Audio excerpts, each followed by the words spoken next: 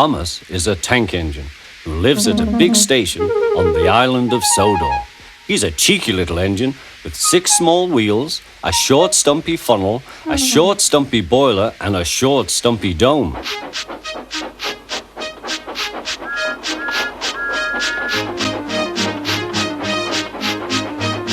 He's a fussy little engine too, always pulling coaches about ready for the big engines to take on long journeys. And when trains come in, he pulls the empty coaches away so that the big engines can go and rest.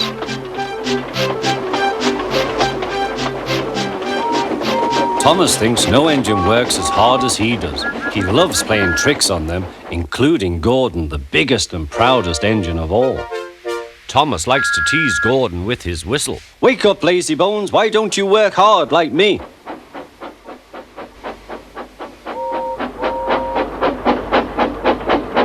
One day after pulling the big express, Gordon had arrived back at the sidings very tired. He was just going to sleep when Thomas came up in his cheeky way. "Wake up, lazy bones, do some hard work for a change. You can't catch me." And off Thomas ran, laughing.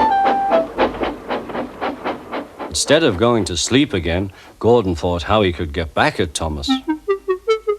One morning, Thomas wouldn't wake up. His driver and fireman couldn't make him start. His fire went out and there was not enough steam. It was nearly time for the express. People were waiting, but the coaches weren't ready. At last, Thomas started. Oh dear, he yawned. He fussed into the station where Gordon was waiting. "Hurry up, you," said Gordon. "Hurry yourself," replied Thomas. Gordon, the proud engine, began making his plan to teach Thomas a lesson for teasing him. Almost before the coaches had stopped moving, Gordon reversed quickly and was coupled to the train. "Get in quickly, please," he whistled. Thomas usually pushed behind the big trains to help them start, but he was always uncoupled first. This time, Gordon started so quickly they forgot to uncouple Thomas. Gordon's chance had come.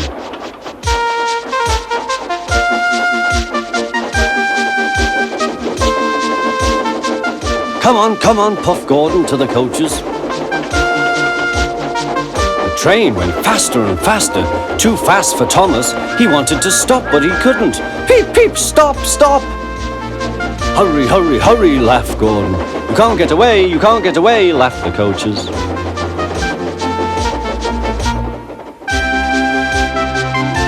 Poor Thomas was going faster than he had ever gone before. He was out of breath and his wheels hurt him, but he had to go on. "I shall never be the same again," he thought sadly. "My wheels will be quite worn out."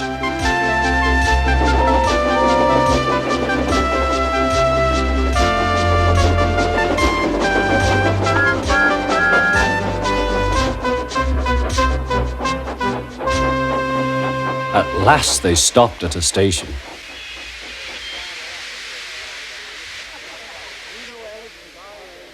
Thomas was uncoupled, and he felt very silly and exhausted.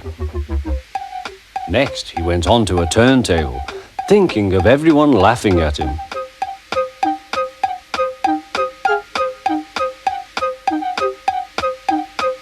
And then he ran onto a siding out of the way. "Well, little Thomas," chuckled Gordon, "now you know what hard work means, don't you?" Poor Thomas couldn't answer. He had no breath. He just puffed slowly away to rest and had a long, long drink. Maybe I don't have to tease Gordon to feel important, Thomas thought to himself, and he puffed slowly home.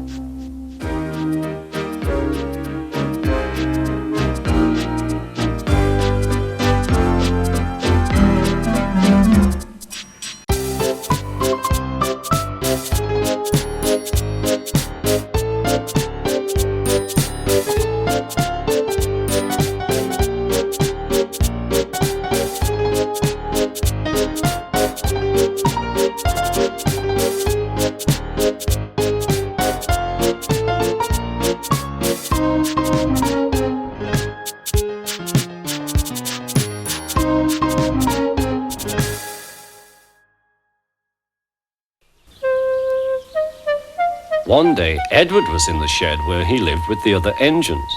They were all bigger than Edward and boasted about it. "The driver won't choose you again," said Gordon. "He wants strong engines like us." But the driver and fireman felt sorry for Edward. "Would you like to come out today?" "Oh, yes, please," said Edward. So they lit his fire, made lots of steam, and Edward puffed away. The other engines were very cross at being left behind.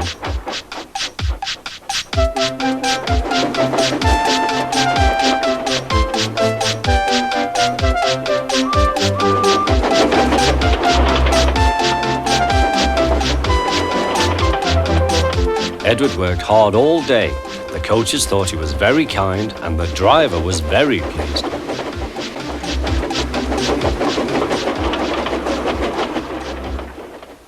"I'm going out again tomorrow," Edward told the other engines that night. "What do you think of that?"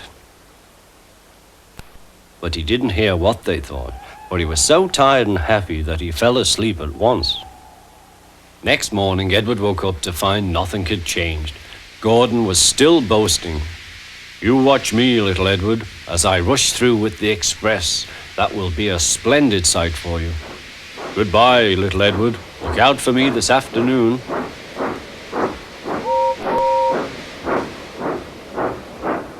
Edward went off to do some shunting. He liked shunting. It was fun playing with freight cars. He would come up quietly and give them a push. Then he would stop and the silly freight cars would go bump into each other. "Oh!" they cried. "Whatever is happening?"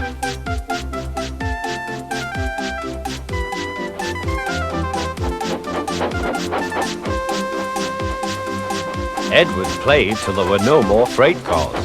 Then he stopped to rest. Presently he heard a whistle. Gordon was very cross. Instead of nice shining coaches, he was pulling a very dirty freight train. "A freight train, a freight train, a freight train," he grumbled.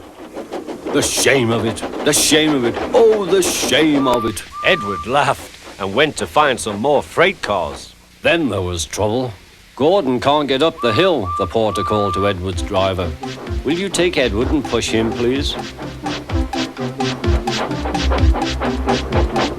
They found Gordon halfway up and very cross. His driver and fireman were talking to him severely. "You're not trying."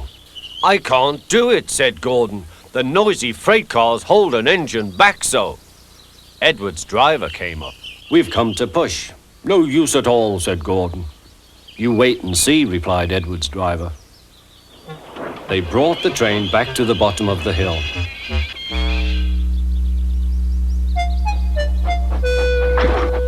"I'm ready," said Edward. "No good," grumbled Gordon. They pulled and pushed as hard as they could.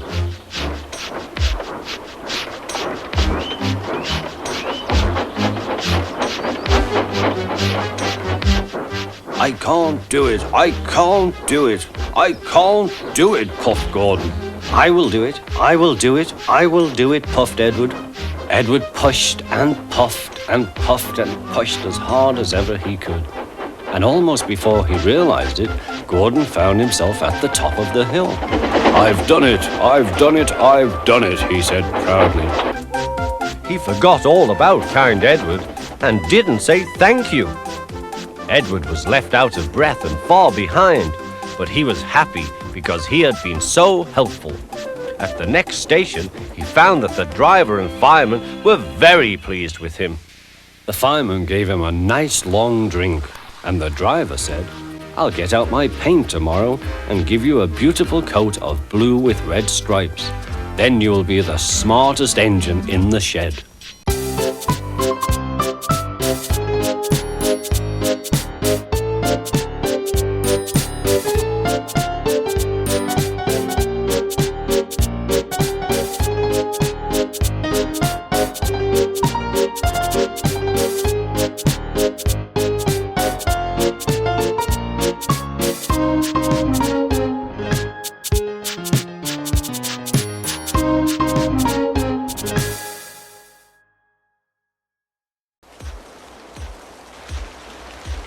Once, an engine attached to a train was afraid of a few drops of rain.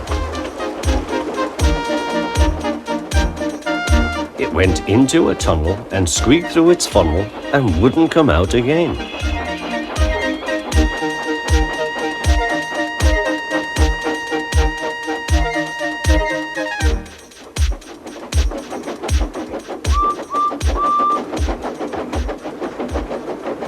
The engine's name is Henry. His driver and fireman argued with him, but he would not move. "The rain will spoil my lovely green paint and red stripes," he said. The conductor blew his whistle till he had no more breath and waved his flag till his arms ached. But Henry still stayed in the tunnel and blew steam at him. "I'm not going to spoil my lovely green paint and red stripes for you." Then along came Sir Topham Hatt, the man in charge of all the engines on the island of Sodor.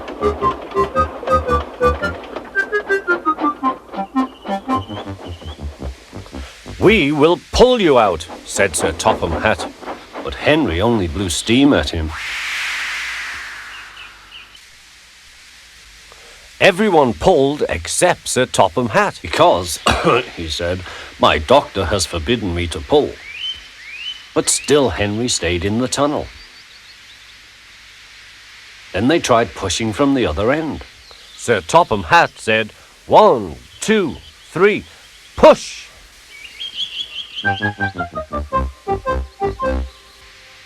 But he didn't help. "My doctor has forbidden me to push," he said.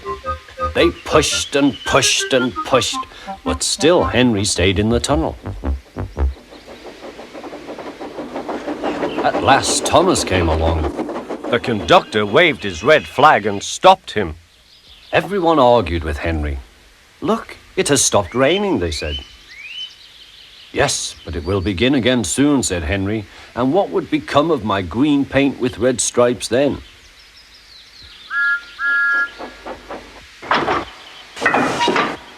Thomas pushed and pushed as hard as ever he could.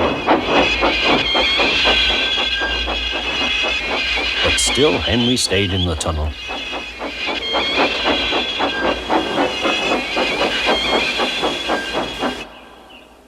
Eventually, even Sir Topham Hatt gave up. "We shall take away your rails," he said, "and leave you here until you're ready to come out of the tunnel." They took up the old rails and built a wall in front of Henry, so that other engines wouldn't bump into him.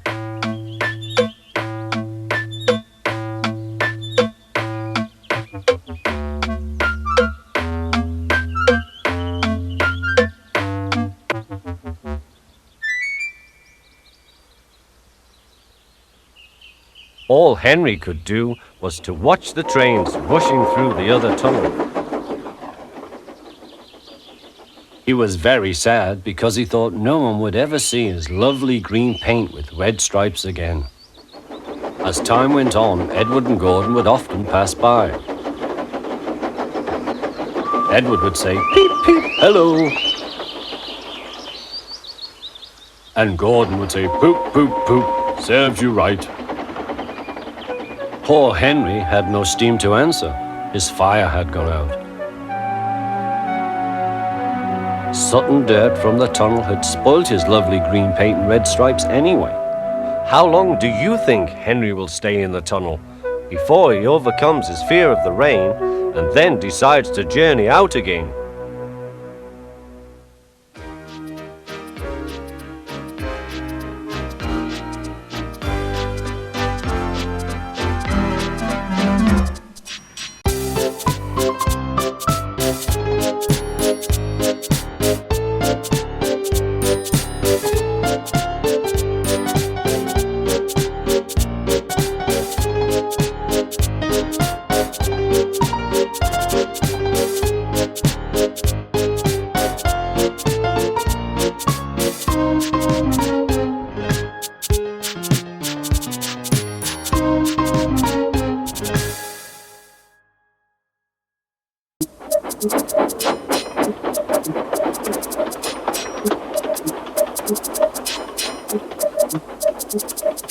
Gordon always pulled the big express. He was proud of being the only engine strong enough to do so. It was full of important people, like Sir Topham Hatt, and Gordon was seeing how fast he could go. Hurry, hurry, hurry, he said. Tickety-tock, tickety-tock, tickety-tock, said the coaches. In a minute, Gordon would see the tunnel where Henry stood bricked up and lonely. Oh dear, thought Henry, why did I worry about rain spoiling my lovely coat of paint? I'd like to come out of the tunnel, but Henry didn't know how to ask. I'm going to poop-poop at Henry, said Gordon. He was almost there when... And there was proud Gordon going slower and slower in a cloud of steam. His driver stopped the train. What has happened to me? Asked Gordon. I feel so weak. You've burst your safety valve, said the driver. You can't pull the train anymore. Oh dear, said Gordon. We were going so nicely too. And look, there's Henry laughing at me. Everyone came to see Gordon. Huh, said Sir Topham Hatt. These big engines are always causing me trouble. Send for another engine at once. While the conductor went to find one, they uncoupled Gordon, who had enough puff to slink onto the siding out of the way.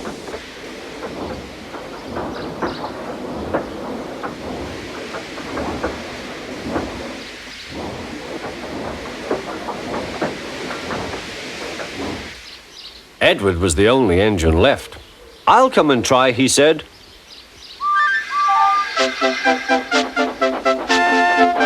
Huh, said Gordon. That's no use. Edward can't push the train.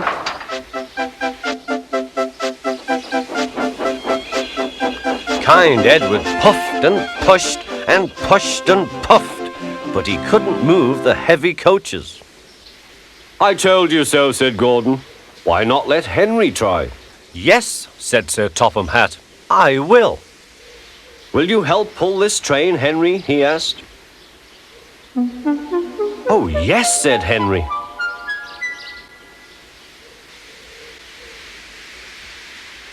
When Henry had got up steam, he puffed out. He was dirty and covered with cobwebs.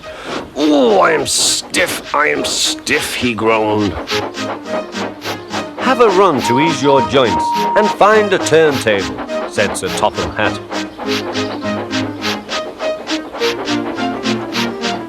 When Henry came back, he felt much better. Then they coupled him up. Peep, peep, said Edward, I'm ready. Peep, peep, peep, said Henry, so am I. Pull hard, we'll do it. Pull hard, we'll do it. They puffed together.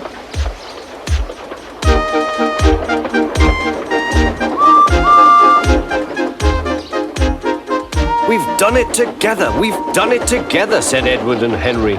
You've done it, hooray! You've done it, hooray! Sang the coaches. Everyone was excited. Sir Topham Hatt leaned out of the window to wave at Edward and Henry, but the train was going so fast that his hat blew off into a field, where a goat ate it for tea.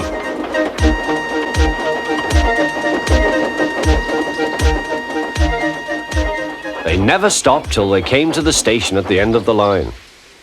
The passengers all said, "Thank you," and Sir Topham Hatt promised Henry a new coat of paint. On their way home, Edward and Henry helped Gordon back to the shed. All three engines are now great friends. Henry doesn't mind the rain now. He knows that the best way to keep his paint nice is not to run into tunnels, but to ask his driver to rub him down when the day's work is over.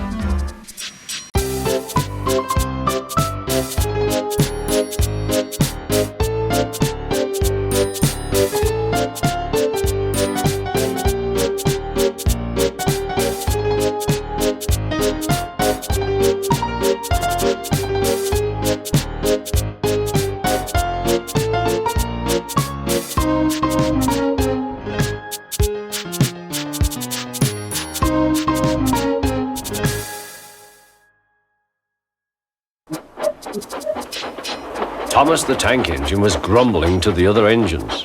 I spend my time pulling coaches about ready for you to take out on journeys. The other engines laughed. Why can't I pull passenger trains too? You're too impatient, they said. You'd be sure to leave something behind. Rubbish, said Thomas. I'll show you. One night, he and Henry were alone. Henry was ill. The men worked hard, but he didn't get better.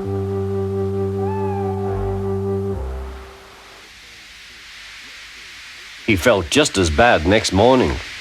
Henry usually pulled the first train, and Thomas had to get his coaches ready. If Henry is ill, he thought, perhaps I shall pull his train. Thomas ran to find the coaches. Come along, he fussed. There's plenty of time, they grumbled. Thomas took them to the platform and wanted to run round in front at once. But his driver wouldn't let him. Don't be impatient, Thomas. Thomas waited and waited. The people got in, the conductor and station master walked up and down, the porter banged the doors, and still Henry didn't come. Thomas got more and more excited. Sir Topham Hatt came to see what was the matter, and the conductor and the station master told him about Henry. Find another engine, he ordered. There's only Thomas, they said. You'll have to do it then, Thomas. Be quick now. So Thomas ran round to the front and back down on the coaches ready to start. Let's not be impatient, said his driver. We'll wait till everything is ready. But Thomas was too excited to listen. What happened then, no one knows. Perhaps they forgot to couple Thomas to the train, or perhaps the driver pulled the lever by mistake. Anyhow, Thomas started without his coaches. As he passed the first signal tower, men waved and shouted, but he didn't stop. They're waving because I'm such a splendid engine, he thought importantly. Henry says it's hard to pull trains, but I think it's easy. Hurry, hurry, hurry, he puffed, pretending to be like Gordon. People have never seen me pulling a train before. It's nice of them to wave, and he whistled. Peep, peep, thank you.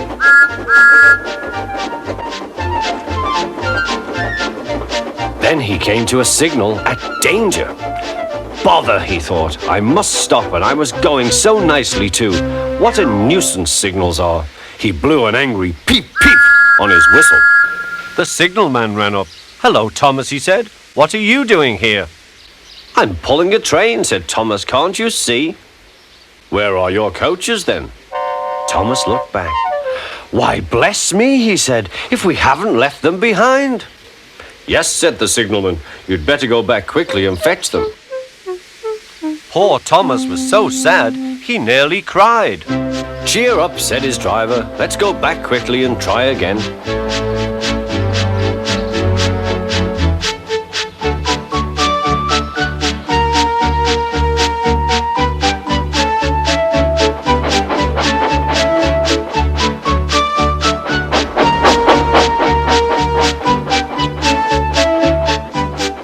At the station, all the passengers were talking at once. They were telling Sir Topham Hatt what a bad railway it was.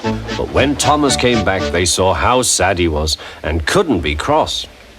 He was coupled to the train, and this time he really pulled it.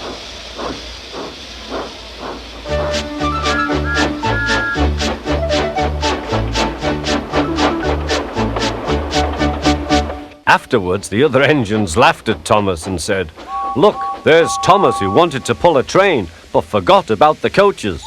But Thomas had already learned not to make the same mistake again.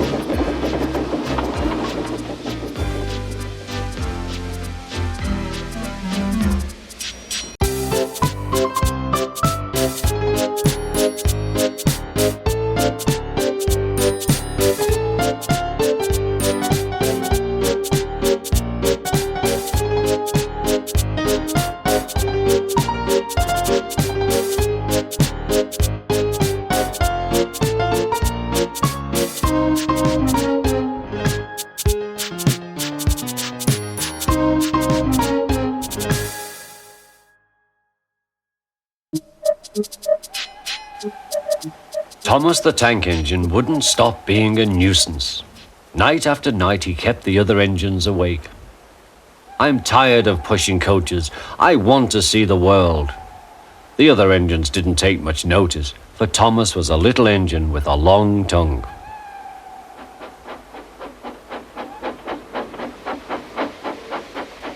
But one night, Edward came to the shed. He was a kind little engine and felt sorry for Thomas. I've got some freight cars to take home tomorrow. If you take them instead of me, I'll push coaches in the yard. Thank you, said Thomas. That will be nice. Next morning, Edward and Thomas asked their drivers, and when they said yes, Thomas ran off happily to find freight cars.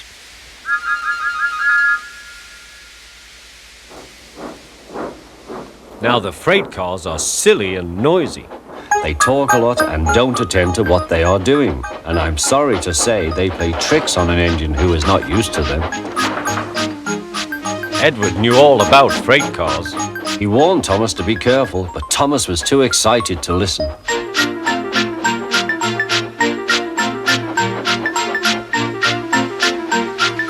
The shunter fastened the coupling, and when the signal dropped, Thomas was ready. The conductor blew his whistle. Peep, peep, answered Thomas and started off.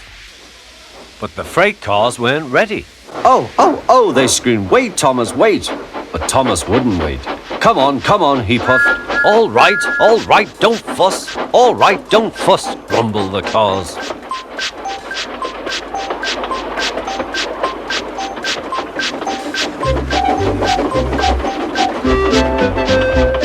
Thomas began going faster and faster. Whee! He whistled as he rushed through Henry's tunnel.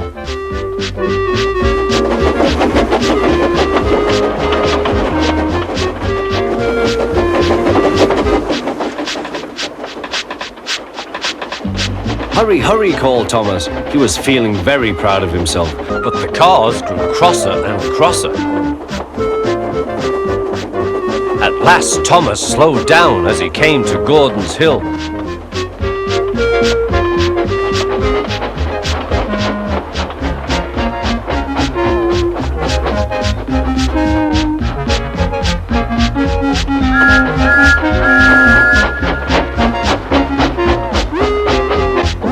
Steady now, steady, warned the driver as they reached the top. He began to put on the brakes. We're stopping, called Thomas. No, answered the cars, bumping into each other. Go on. Before the driver could stop them, they had pushed Thomas down the hill and were rattling and laughing behind him. Poor Thomas tried hard to stop them from making him go too fast. Stop pushing, he hissed, but the cars took no notice. Go on, they giggled in their silly way.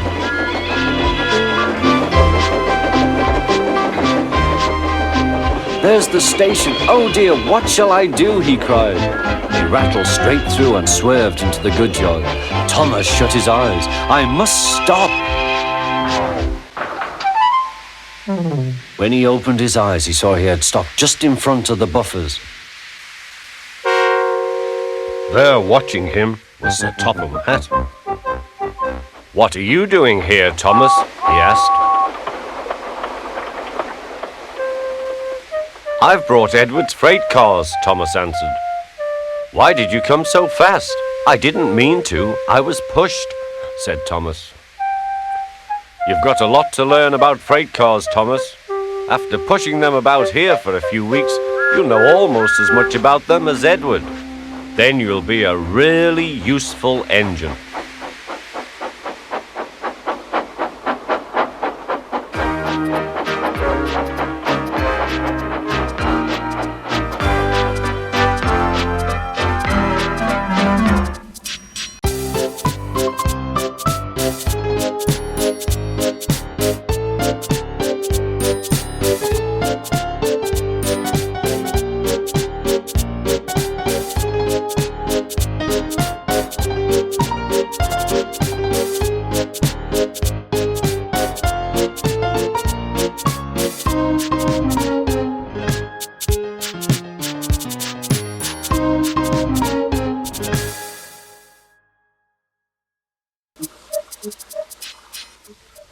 Every day, Sir Topham Hatt came to the station to catch his train.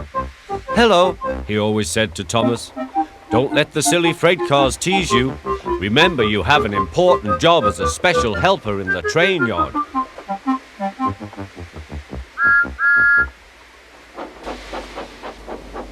There were lots of freight cars, and Thomas worked very hard pushing and pulling them into place. There was also a small coach and two strange things his driver called cranes. "That's the breakdown train," he told Thomas.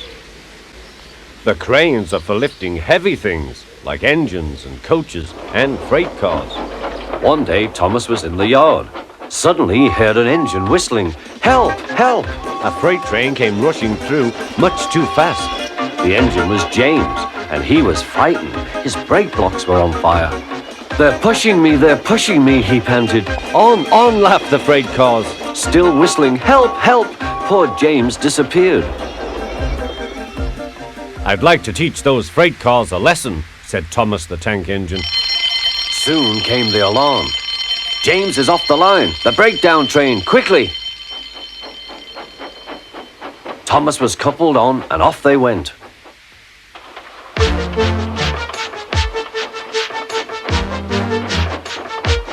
Thomas worked his hardest. "Hurry, hurry, hurry," he puffed. He wasn't pretending to be like Gordon. He really meant it. Bother those freight cars and their tricks. I hope poor James isn't hurt.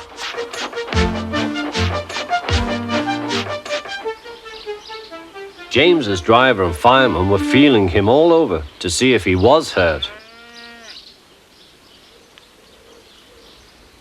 "Never mind, James," they said. "It was those silly freight cars on your old wooden brakes that caused the accident." Thomas pushed the breakdown train alongside. Then he pulled away the unhurt freight cars. Oh dear, they groaned. Serves you right, puffed Thomas.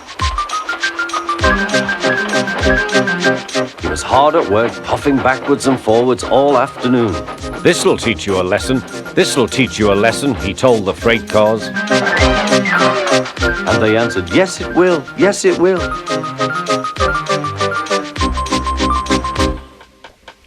They left the broken cars. Then with two cranes, they put James back on the rails.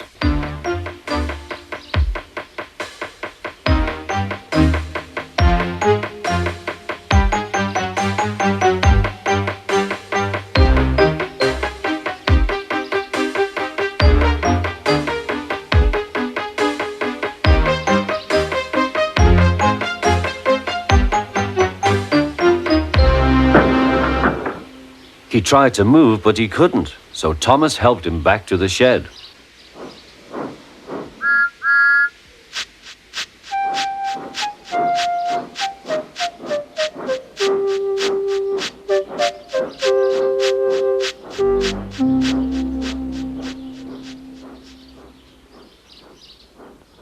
Sir Topham Hatt was waiting anxiously for them. "Well, Thomas," he said, "I've heard all about it, and I'm very pleased with you. You're a really useful engine. James shall have some proper brakes and a new coat of paint, and you shall have a branch line all to yourself." "Oh, thank you, sir," said Thomas. Now Thomas is as happy as can be. He has a branch line and two coaches called Annie and Clarabel. He puffs proudly backwards and forwards with them all day.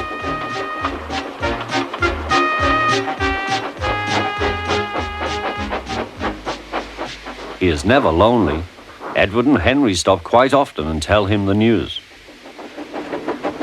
Gordon is always in a hurry, but never forgets to say poop poop, and Thomas always whistles peep peep in return.